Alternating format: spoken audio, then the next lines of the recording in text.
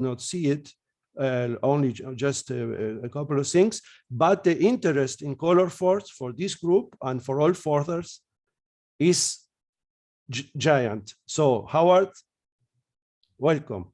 Thank you. Oh, it's over to me now. Okay, Colorforth. I will share my screen. I have a PowerPoint. So hopefully it's still there. Can you see my screen with the PowerPoint slide? Not yet.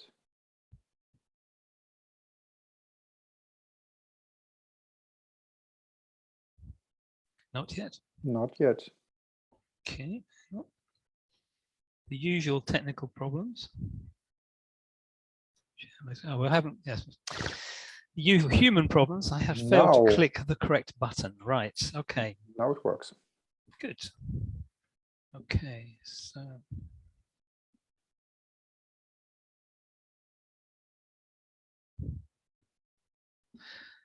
Right. Can you see the screen now? Forth2020 Zoom. It starts with. Good. Thank you.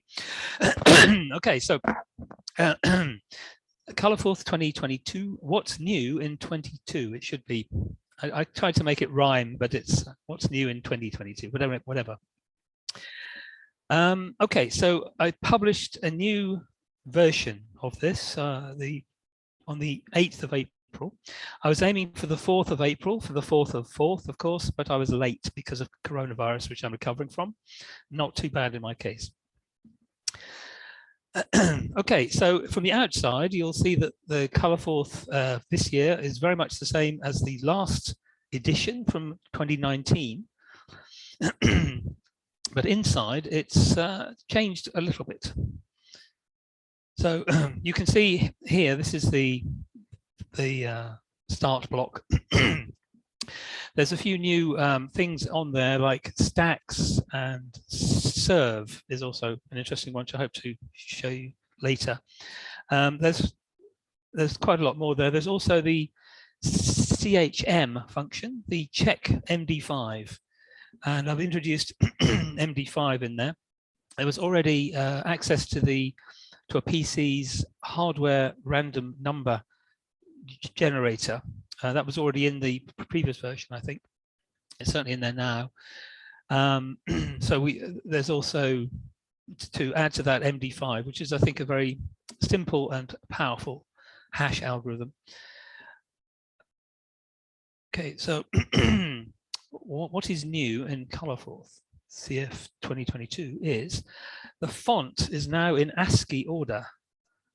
So I've made some kind of attempt to join the rest of the computing world and do things in ASCII, sort of. Yes, you heard it right, ASCII. So I thought long and hard about this over the last 2 or 3 years, and I think it's the right thing to do. There's pros and cons. Obviously, the pros seem to outweigh the cons at the moment. So A is now 65 again, like everyone else thinks it's 65, not 5. This is the internal Shannon-Fano encoding system. You can see that's the bit pattern, if you like. The count is 5 for an A, and the A is, of course, lowercase. Uppercase, lowercase is not something that exists internally in Colorforth. There's an uppercase A and there's a lowercase a in the font. Anyway, so ASCII, there you go. I've gone that route now. It has various effects.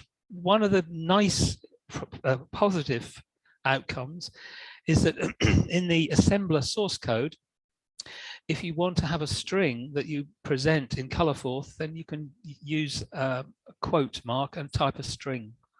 And this makes life much easier. So rather than commaing in 5, 6, 7, 8 for ANIS or something, you can comma in a string ANIS. So when you read the assembler code, you can read what it's going to display on the screen. And I like that correspondence. So it's something you lose if you use some other encoding scheme, because the assembler source file is a normal text file, and the text file is ASCII or UTF-8 or whatever. So the rest of the world is using ASCII. So now I'm sort of using ASCII, but only for the font. But I'll explain more about that later.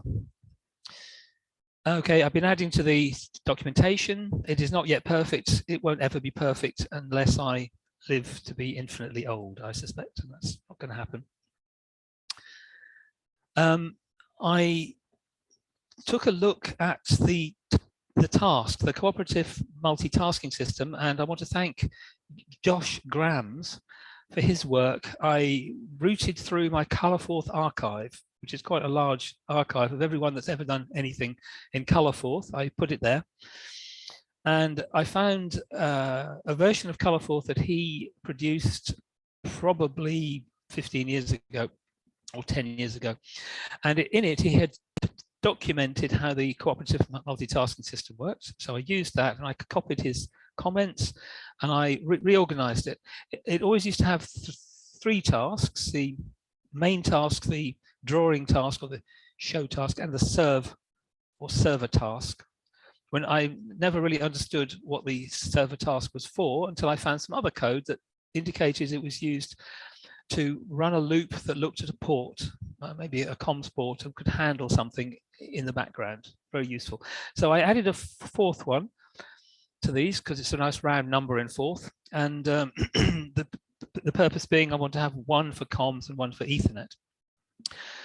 So the tasks are there, but the code in them is not really there yet. That's still to be done.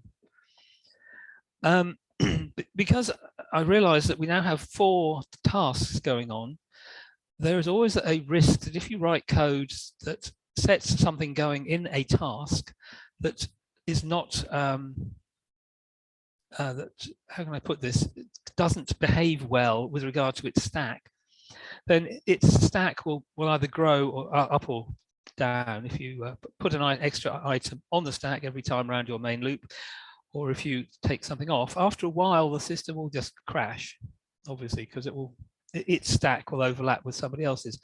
So I added this very simple functionality that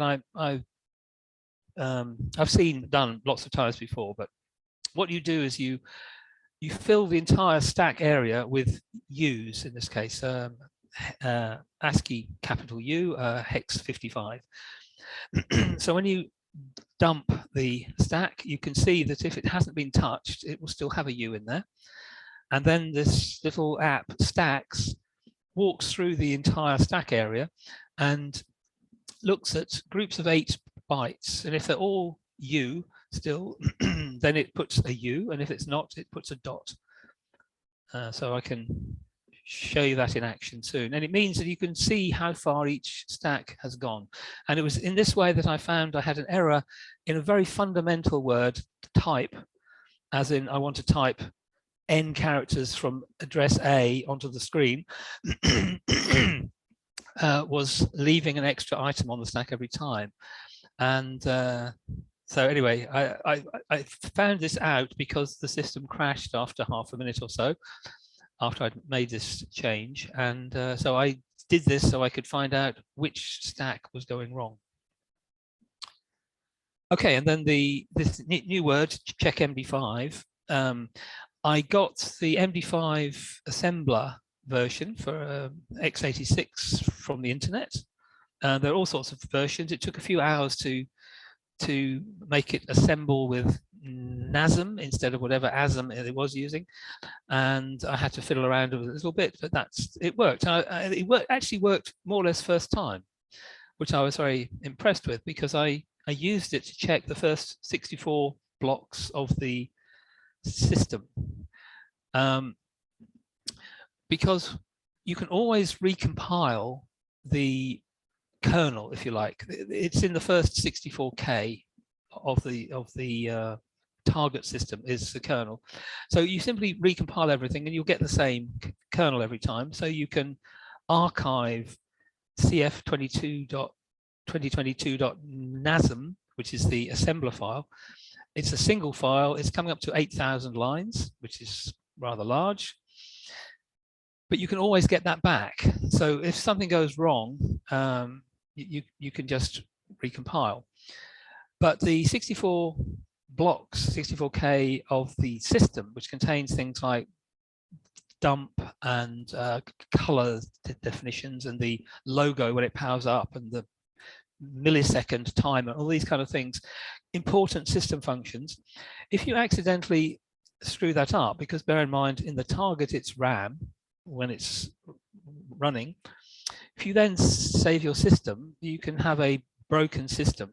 So I thought it would be very important to know if the Colorforth end of things, the system, the 64K blocks, was still correct, what it should be. So if you simply type the word CHM, check MD5, it shows you a dump of the 16 byte MD5 hash, and it says something that looks suspiciously like EuroPC. Now, I have these kind of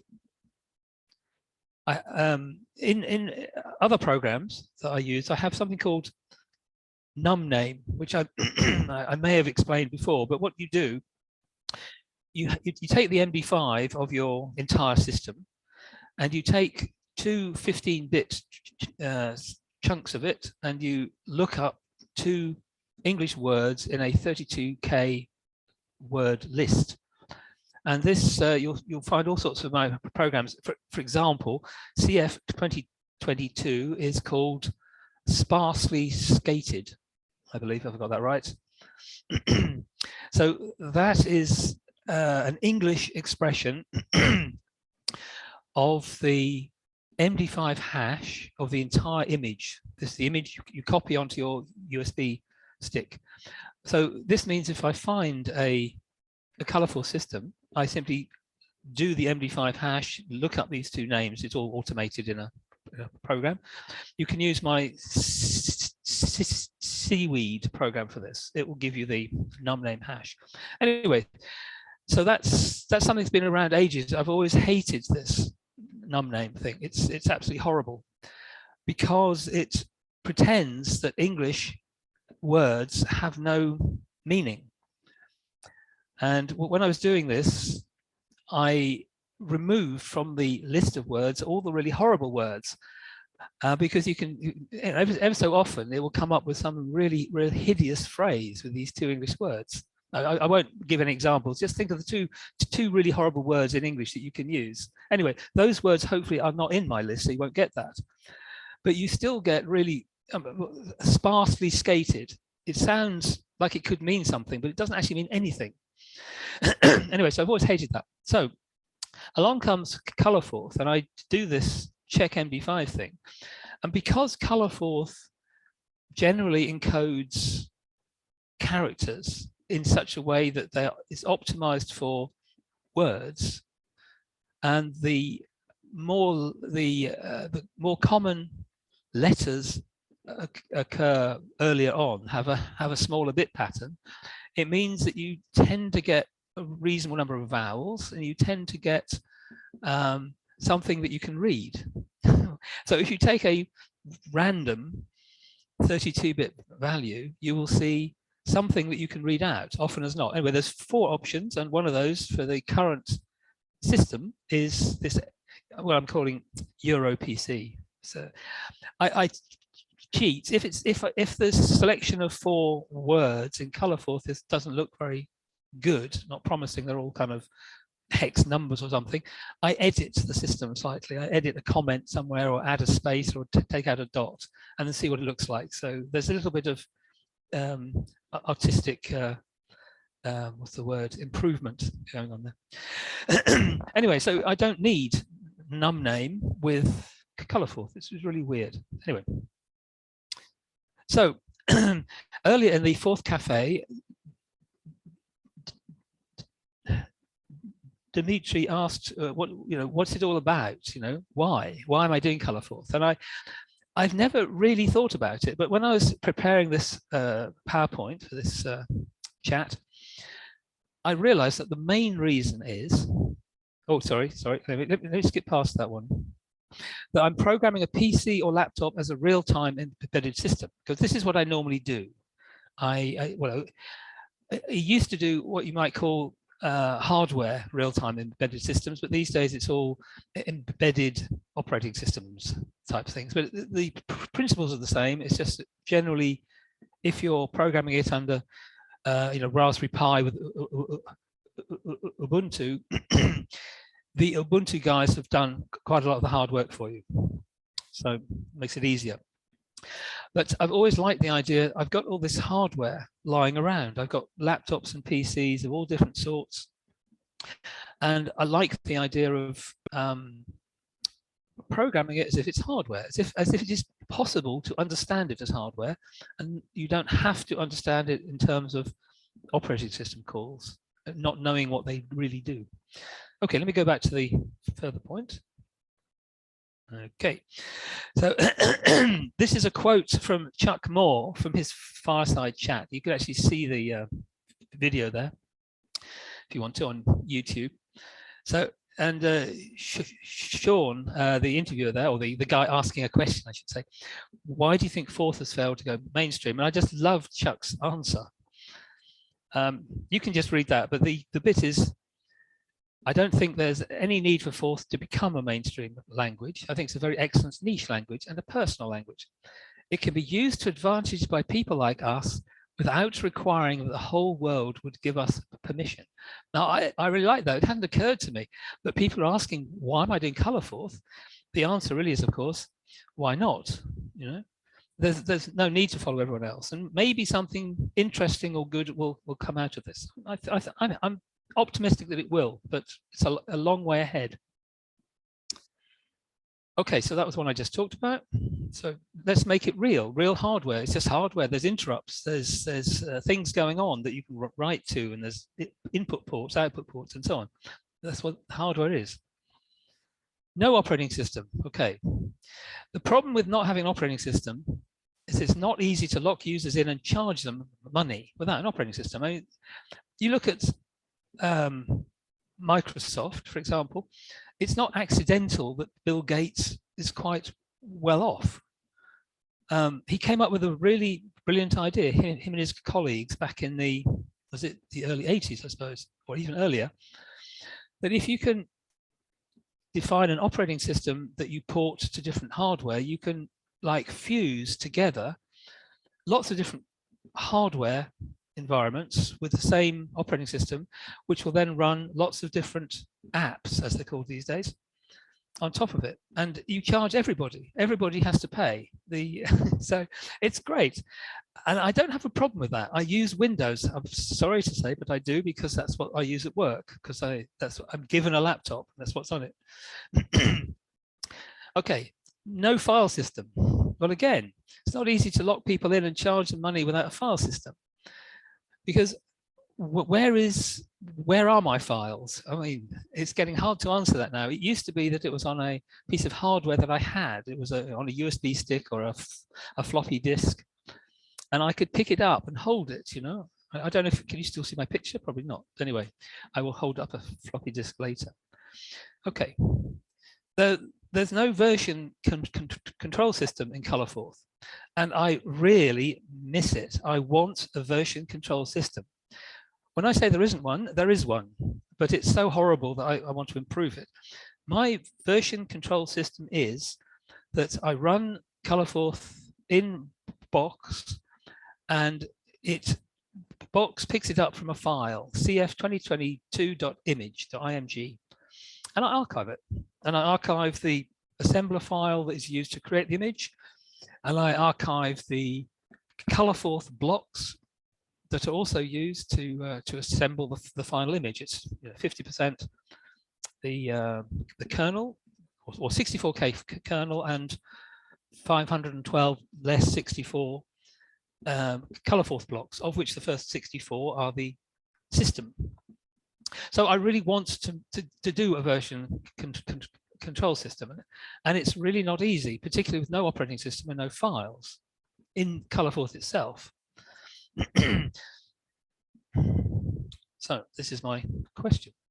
The thing is, I don't know how to do this yet, but I don't know how to do it yet. There has to be a way, and the way is to connect it online, obviously. So I don't want to have files on my system. I can do that. I thought about putting a FAT, file allocation table, file system into Colorforth at one point, and I've got some prototype images that do that to a certain extent, but I haven't gone that route yet. We shall see. So version control, the challenge is on. Okay, where do you store everything? And the issue here is, for example, I've got a whole archive of Colorforths that people wrote a long time ago, and they're in the form of normal files, obviously. Where do I keep all this? How do I access it? So think Dropbox, OneDrive, Google Drive. This is where my archives are on Dropbox. They're probably on OneDrive as well, if I could work out what got there and what didn't and how to get it if it does. And anyway, they're online somewhere, so that if my laptop or the hard drive dies, I can always get it back, which is very useful. And once you've got it online, how do you get it up there and get it back again? Internet, obviously, and I'd like to use UDP/IP and not TCP/IP. And this is partly, I think, in the first part of this development process, its important aspect is that UDP is a lot simpler than TCP. But the main, that's the real reason is that TCP/IP, I think, is a horrible protocol. I know that it's used for everything. I know that it works. I understand it reasonably well, and it's just completely inappropriate for a Colorforth system, shall we say, where everything else is so neat and elegant and the simplest way of doing it. Okay, so having decided how to store it and decided how to get access to what you've stored, user interface. I've used these sort of things all the time. At the moment, I'm using Git. I've used Tortoise SVN, which I like. I think of all of these the best. I use the Git Windows Explorer interface quite a lot, etc. Not Git, it's too complicated. I keep coming up against Git with its staging, and I'm sure it's absolutely fantastic for developing things with 1,000 programmers worldwide, where you have to keep everything under control. But for me, it's way too complicated. So I have to work out some sort of user interface. So the user interface, CF2022 needs Windows, and I don't mean Windows with a capital W. I mean Windows in the sense that you need to be able to write to a part of the screen and not affect other parts of the screen. This is pretty obvious. Colorforth at the moment actually has two words, LM and RM.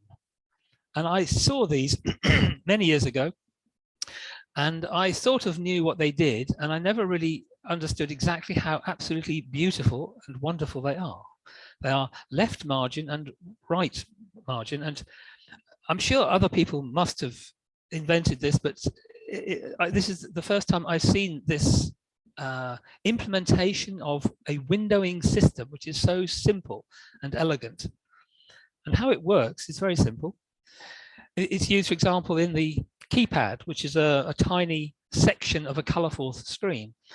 And to draw the keypad, you set your cursor to the line that you want. That's the leftmost column of the entire line on the screen. So say it's line 16 or something, whatever it is.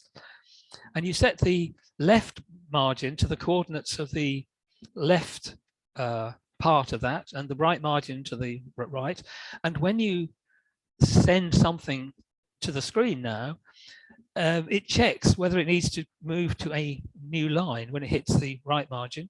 And when it hits new line, it does a carriage return and moves back to the left margin. So it's incredibly simple. So the problem has already been solved. So I need to grasp how that works more and sort it out.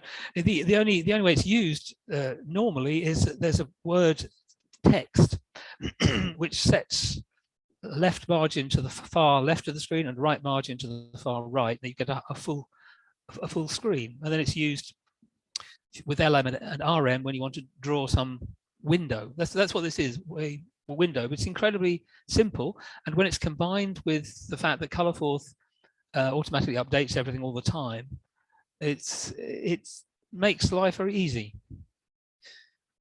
Right, okay, we need internet. So the Ethernet port is relatively easy. There's even some code in there. Wi-Fi hardware and USB is relatively hard. Well, I won't go into details why it is, but it's something that I don't really want to attack. Like, for example, I'd like to give Colorforth a mouse, and that excuse me, that is extremely hard, and I don't want to try and do that until I've got the version control, and I can't get version control without internet and Ethernet port. So there's a route through, there's an optimum route to make it as easy as possible. Okay, so UDP IP is relatively easy, and that we already have code. Somebody did some code for that. I don't know whether it's Chuck or somebody else, but that's already in every Colorforth system for the last 15 years, I think, has that in. But I still haven't managed to connect it to the Ethernet port. I need to understand the hardware more to do that, and I need to set up a system with an Ethernet cable to something else that has Ethernet, and there's a lot to do. And it's not easy when you're doing everything on a system that doesn't have version control. Anyway, okay, this is my plan. Yeah, and don't even think about TCP/IP. Right, we need crypto. We need to encrypt things, obviously. MD5, I just picked up off the internet, popped it in, a couple of hours work. SHA-3 is available for Forth, and all manage, these entire suites. There's quite a few. Kekak, I know Bernd Python, I think, has that, and there's various versions in Forth. And if there aren't, they can be ported from C or Python or something quite easily. That's why CF2022 needs ASCII, because I need to be able to import conventional text files. I mean, I don't know how far Colorforth will ever be Forth. Who knows? Anyway, so that was one of the reasons I decided to go the ASCII route. Okay, the possibilities are endless because Colorforth is infinitely powerful, and I'm just going to go very quickly through some little things I did for the Kustentreffer, I think it was called, in Hamburg some years back, or near Hamburg. I still want to shorten the conceptual gap. I want to get the gap between the computer and the human brain closer. So these were in the file I copied, the PowerPoint, so I thought I'd leave them in just to show I want to get that gap down so that what somebody sees on the screen corresponds as closely as possible to what the computer is going to do, so we can understand it. And these things here, the conventional text file that you're seeing on the screen has to go through a compiler to produce output before anything happens. I'll just go through very quickly here. And, so it has to work out what a colon means. So one of the really good features about Colorforth is that it's pre-parsed. So the squared red name here is a red token, meaning it's a new name. So the compiler doesn't have to work out what it means. It knows it's already part of in the block. The editor can then choose how it presents on the screen what is in the block. So the Colorforth is all about the blocks of code, where the block is 256 32-bit tokens of various colors, if you like, doing various things. So for example, the same block here, unchanged, can be used to present the code in a different way with the colon. So I go alternate a few times, you'll see what I mean. And then equally, you can change it a few times into a different language, human language. And the point of this is that you split the presentation of the source code for the human reader from the block, from the code. And I think this is a very important concept, which I haven't seen anywhere else. So I think that's it. Any questions?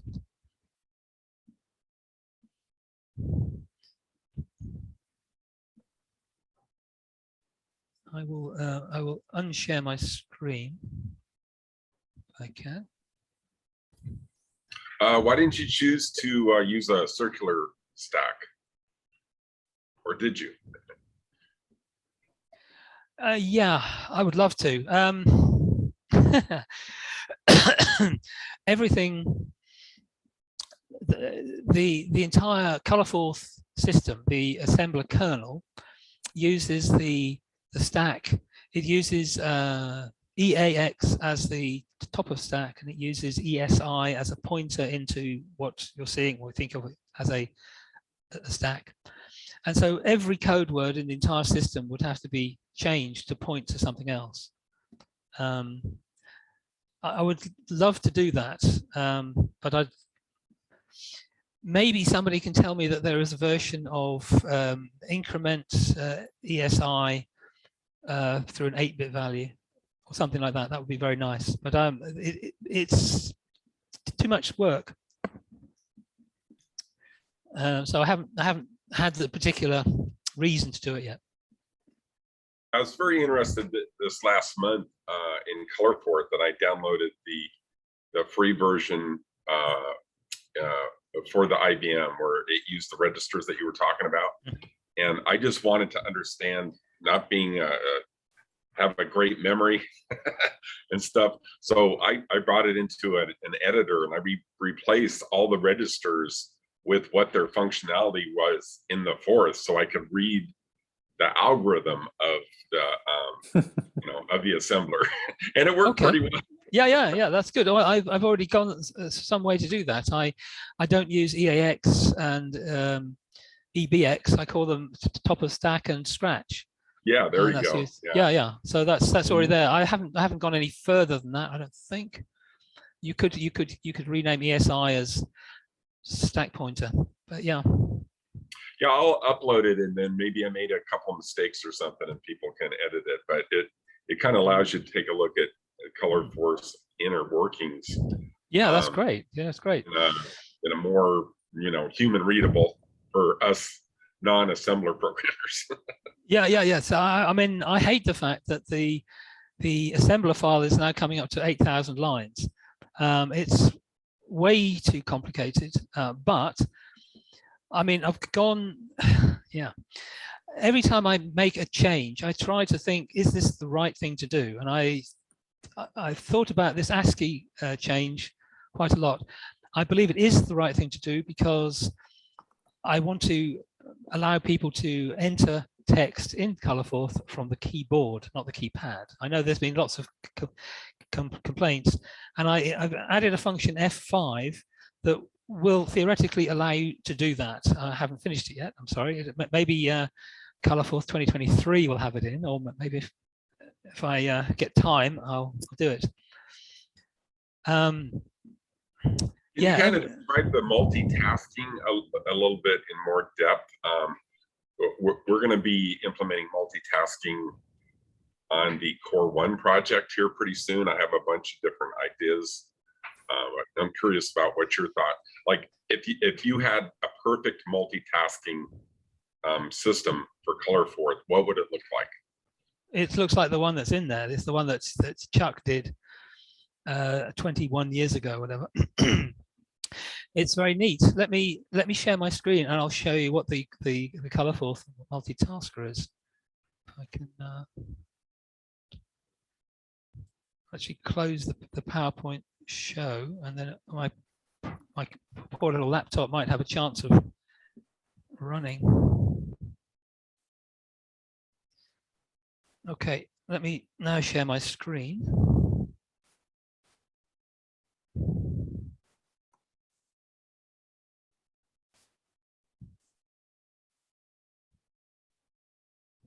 Okay, can you see my shared screen? Yeah.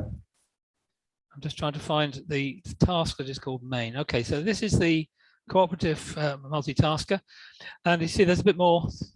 Oh, I'm saying it has 3 tasks. It now has 4. So first you define the a place for holding each task. So this is main. There's a screen task, a server task, and a server task 2. And here's the word pause. Here's the word resume, which used to be called unpause. And these are where the cooperative task round robin is defined. So what happens is you store where you came from, your stack pointer in the location for each of these tasks, and then you call resume, which gets the next stack pointer and unstacks it all to what's the word? Get back to the state where you were before. And then it calls, main task, then goes to the draw task, and then the server 1 task, server 2, and then it jumps back round here. So that is it. That is the multitasker. Well, there's a bit more to it. You have to activate. So you have to store and what's the word? Configure a task so that it has its own stack. And then this activate, I don't think is anything to do with the conventional high-level Forth activate. I'm not sure. I have to dig into it a bit more, but because this sets up where the given tasks stack actually is, it actually explicitly sets it up, and all it then has to do is to say where its program counter was. I think that's it. So it's very simple. So then you have a show word. This is the word that is called from the high level Colorforth, which takes code following it, and it does all this thing. The show task has to do something else. It has to copy the screen image. Okay, let me show you something real in Colorforth, and I should have in here, somewhere here. Yeah, I'm sure I had the window open, of course, and I can't find it now. So this is, if you download CF2022, you and unzip it somewhere on a Windows PC, and I'm sorry it's only Windows. I might have to seriously think about going away from Windows. Anyway, you just run the go.bat file, and this loads the box emulator, which allows you to execute a program in a virtual machine. So it emulates a virtual machine. It still thinks it's booting from a floppy disk. In fact, it's a USB disk now. But eventually, it comes up and says, do you want to go full screen? You do yes, and there it is. Right, can you all see that now, the colorful screen? Yes, perfect. Yes. Oh, Yeah, good. fine. Good, okay. So, by the way, for anyone who's coming to Colorforth, I don't know whether I mentioned this, Oli, that you can use the arrow keys. Ah, great. So every time you click the down arrow, it moves to the next meaningful thing. God, it's very slow, of course. Right, so what I wanted to show you here, one more maybe. No, too far.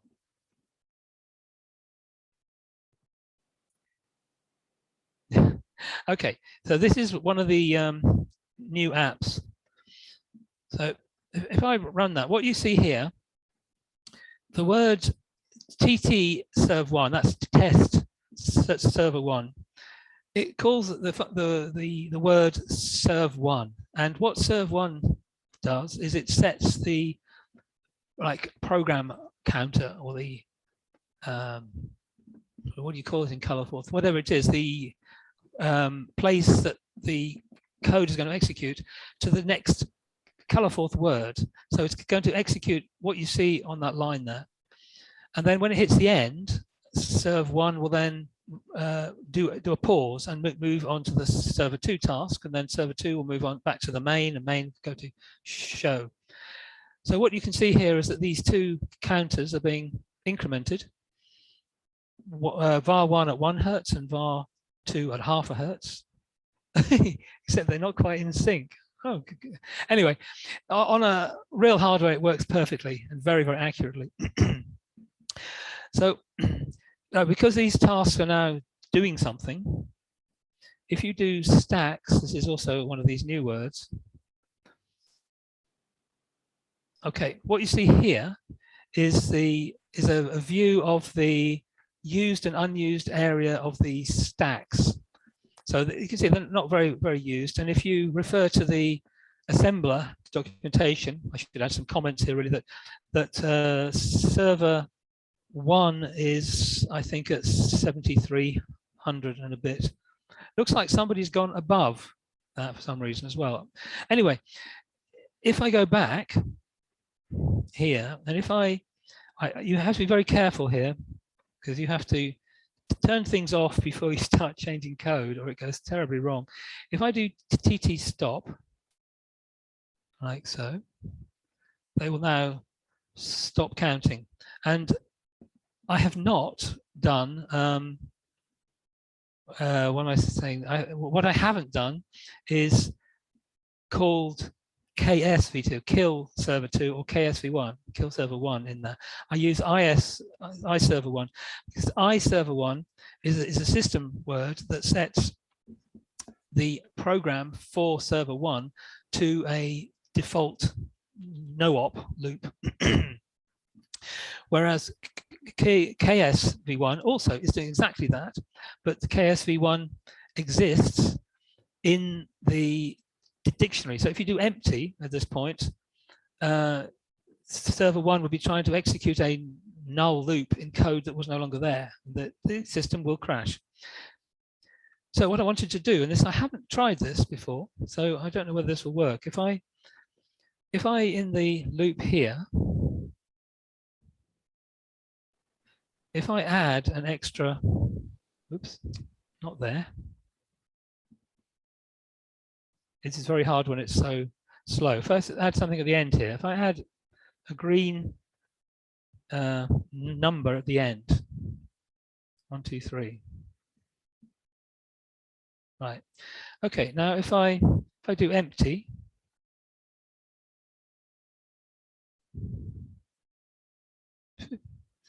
very slow. Okay. And then I do LL. Howard, yes. After you, we have Bill Ragsdale, and I don't know if are you going to show us in next meeting second part, or? Yeah, I'm very happy to. There's a lot more to show.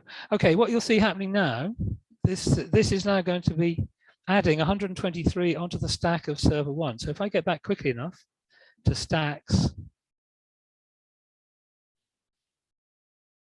yep, you can see there's more used stack space around the area for stack 1. So if we wait patiently, you'll get even more dots coming up. Right. Okay. The other thing I wanted to show you is the check MD5, which is extremely quick, and this is where you see the EuroPC word here. So if you see that, you can be confident that your system is exactly how it was. And if I go back to block 64, it's painfully slow. But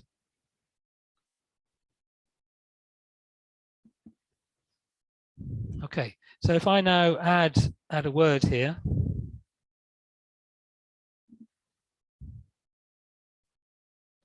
okay, you have to wait for it to write. Okay, and then I come out of all this,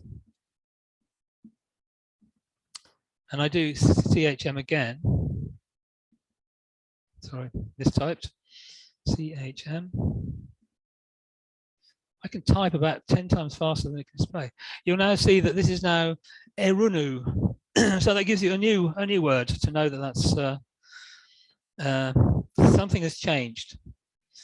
So if I do UU, should be CHM, it comes back again. So UU is undo. It's like undo your text edits.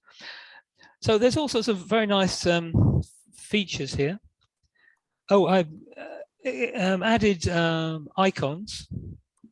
I've added to the functionality of icons. And I said, yes, I wanted to show people this really is ASCII. If you do icons on a previous system, you'll find that a 4 is not a hex 34. It's something else. I can't remember what it is. So I've added this, and I've given an overview of all the font characters there. So one of the fun things you can do, because this is kind of all real time, is I can go up to a line here. Now, if I go to the left arrow,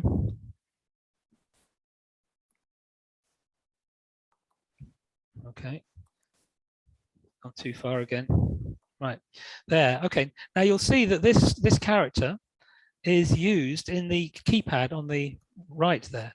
So if I now edit it, which I can do with the icons app, I simply go this way to the right. I'm just adding lines. You'll see that, oh, sorry, under box with my poor laptop there, it will crash, but I hope you saw the actual icon in the keypad had changed. It will just take a while to come back again, right? So just do that again. This is something people should remain. We are not running on a real system, but on a simulated, on a emulated. Yes. Well, what I wanted to do actually is show you a real Colorforth on a real system, for which I have a camera. One of the questions I have, if somebody wants in a modern laptop to insert a pen drive and run it from the pen drive, it's not possible anymore because of the UDMY, or is it possible? It is possible. I'm doing it. It's getting harder and harder. And I did make a comment a couple of years back, around 2019. I said that this Colorforth is only for the window of time until this all these computers get locked so hard you have to do something else. And I couldn't, for example, I couldn't run Colorforth on my old Windows 7 laptop. It would not boot, and it's a bit of a fight to get it to boot on this PC, but that's because it's got a funny BIOS.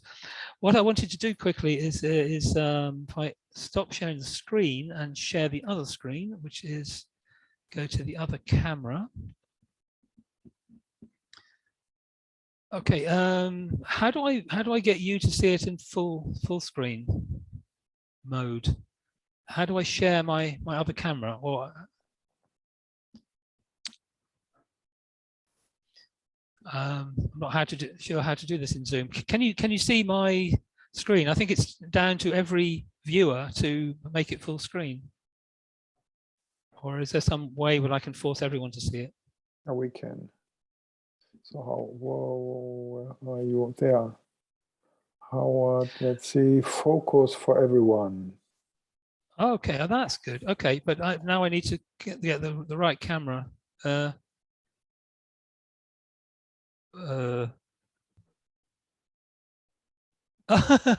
sorry guys. I've got a background screen on there. Look.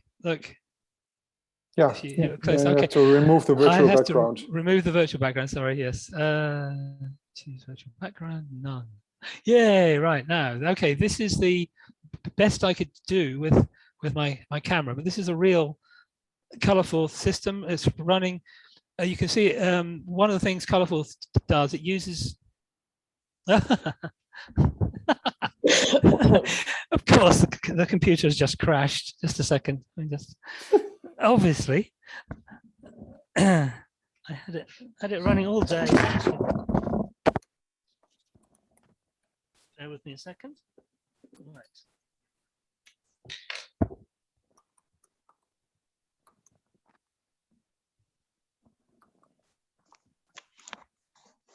Okay.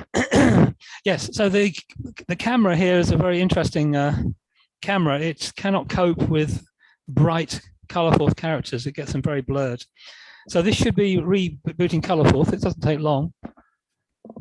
So there's a conventional BIOS boot, but it is going. Howard, in the meantime, there was a question of Dimitri waiting. Dimitri, just go ahead and ask Howard. If Dimitri is, I don't know. I am here, but I don't. Oh yes, I remember the question now. Yeah, I actually forgot the question in that time. Yeah, it was. So I get your point about why you do Colorforth. I mean, a person can work on anything for any reason they like. But I guess what I was trying to get to really is, why might somebody else be interested in Colorforth? What are some of the advantages or interesting things that you can do with it?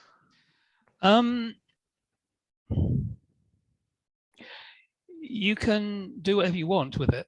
So this is one of the interesting things. I know that cooperation is a big part of the way the world works. That it's like I don't make my own laptop, for example. I use the ability of the commercial environment to I just buy one. So you don't have to do everything yourself. In Colorforth, you can do everything yourself. There's everything that you see here is enclosed in the zip file. There isn't anything else except hardware. Dimitri, it's a bare metal force. I see. So good for if you want to do bare metal stuff. If you want to understand how things really work, because my observation is that the commercial environment is one where a company has to make a profit, obviously, and that's right. They have to, when they decide to do something one way or the other way, they have to bear in mind how much profit they make. And when you buy an operating system, or you buy a laptop with an operating system free on it, there are reasons why it's done that way, which are not to do with what is the technically most elegant way of doing it. I mean, for example, you can't use the simple cooperative multitasking system that we have in Colorforth in a commercial environment on a laptop, because any one task has to do, somebody has to say from, press the enter key or the space bar, and the whole system will fall over. And that's not good. There are ways of working around that, but there is no commercial requirement to do things in a simple, elegant way. People want to make things more complicated. They want to get people locked in. If people weren't locked in, then you could take your Win32 Forth program and run it under Ubuntu or something with no changes. But you can't do that because people have decided not to make the system calls exactly the same. And that's fair enough. And I can't say it's wrong. But anyways, while I have real Colorforth, I wanted to show real Colorforth because I want to see how quick it is normally. This what you're seeing in the box isn't right. So going back to icons, so I can type reasonably quickly, but you see the sort of things you can do here. So if you want to create a new icon, and there's a few here that I made myself for the little computer game that's in here. Okay, so there's the loudspeaker on and off symbols, and there's the little characters that move around, these two things, arrows, whatever. So you can you can edit this very easily. So what else did I want to show you? Oh yes, and one of my favorite apps that I could show you running in real time is Int. Now what you're seeing here, this is the PC's interrupt. I mean, I don't think anyone who programs these days even knows what an interrupt is, probably, but this is the pin or pins in the hardware actually embedded inside a huge chip these days. But it used to be an individual chip with individual pins that you could put a scope probe on. When that pin is taken low or high, whichever it is, some other part of code gets executed until it hits an IRET, and then it comes back. And what you see on this screen is code to configure the programmable interrupt controller, the PIC, and the PIT, is that programmable interrupt timer or something? And it's all very cryptic as to how it works. But what you see there is a timer interrupt that's going at 1 kilohertz. You can see the 60, 61, etc. to, well, it may not be exactly 1 kilohertz. I don't know, but you can configure it to whatever your frequency you want there. So this is the interrupt, and if you turn interrupts off with a CLI, they stop, and if you turn them on with a STI, they start. So yeah, so that's oh yeah, I want to play a tune to you all, which you can't do under Box. I don't know whether you can do it under VMware. No. Can you hear that? Yes, yes. You just hear, I'll just do it again. Oh, maybe I won't do it again.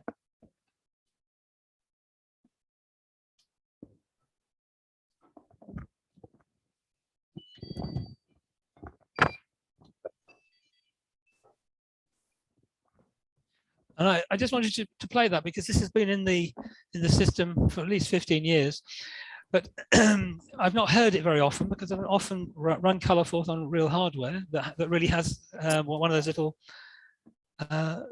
speakers in it. And the interesting thing about this is, if I go to where is sound? Sound is 114, so 114. Edit. You can see I can type extremely quickly with this. It takes a little bit of practice, but it's not bad. So what you're hearing there is the word HH. This is for handle. It's playing Handel's Gavotte. And I use this piece because it only uses exact major thirds, major fifths, major fourths. So the calculation of the tone means that it's perfectly in tune. It's not an equal tempered scale that approximates to one 12th of an octave or whatever. So I don't know if you can still hear it because I'm not near the computer anymore. But in theory, it's exactly in tune. And there's various other things I can do. I don't know how much you can hear now. Is that the whole piece on screen right now, or is there other screens? No, this is the whole piece. Amazing. Can you hear this one as well? This is, yeah. It's a bit slower than I intended. So what do you hear here? If I do H1, for example, is that, and then H2 is that, and then H3 is that. So I could go on with this piece, but I didn't get any further there. So HH is just playing all of them. Or you can call it handle. I made a short form for it because I didn't like to type handle all the time.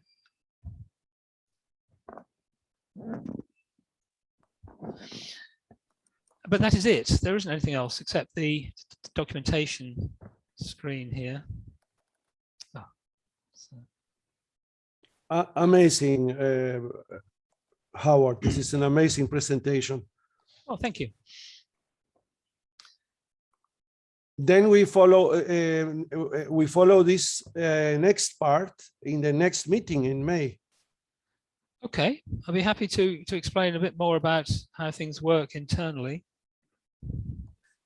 This, by the way, is Chuck's color creation thing. The colors that you're seeing, or I'm seeing on my laptop screen, are pretty bland and washed out compared to the real ones. So very nice colors there. But so there's Yeah, there's all sorts of things that are wrong with Colorforth. There's no doubt about it. It needs Ethernet. There is an Ethernet Eth, it's called. I don't think it's doing anything that I understand yet.